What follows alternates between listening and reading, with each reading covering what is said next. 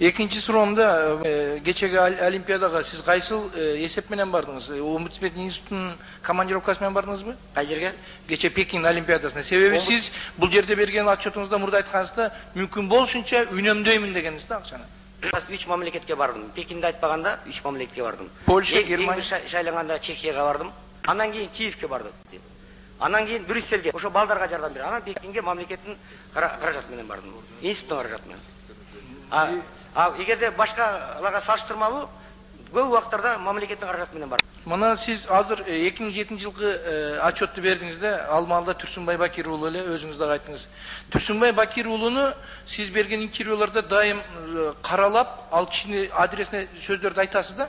А бирок азыр сиз отчетуңузда 2007 жылкы отчетту, Турсунбай Бакир уулунун отчету. Ушундай сонун бердиңиз да, жакшы иш болду деп туруп. Экөө эки жакка карама каршы болуп атат да. Сиздин айткан интервьюларыңызда башта азыркы Турсунбай Бакир уулунун отчетун ушундай сонун кылып бизге берип атасыз, баардыгы жок сонун деп.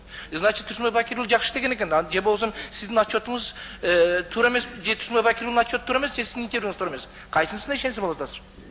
Соттошуп бүтүшсө керек. Жооп бериңиз.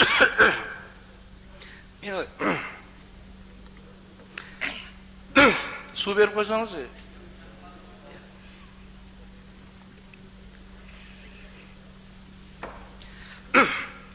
Урматтуу депутат, мен сизге берген сурооңуз туура.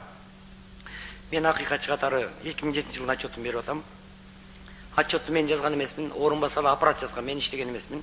Ошонун бир дагы эчткесин кузбай, депутаттарга тийиштүү түрдө жеткирүү менин милдетим. Анткени мен иштеген жокмун. Рахмат.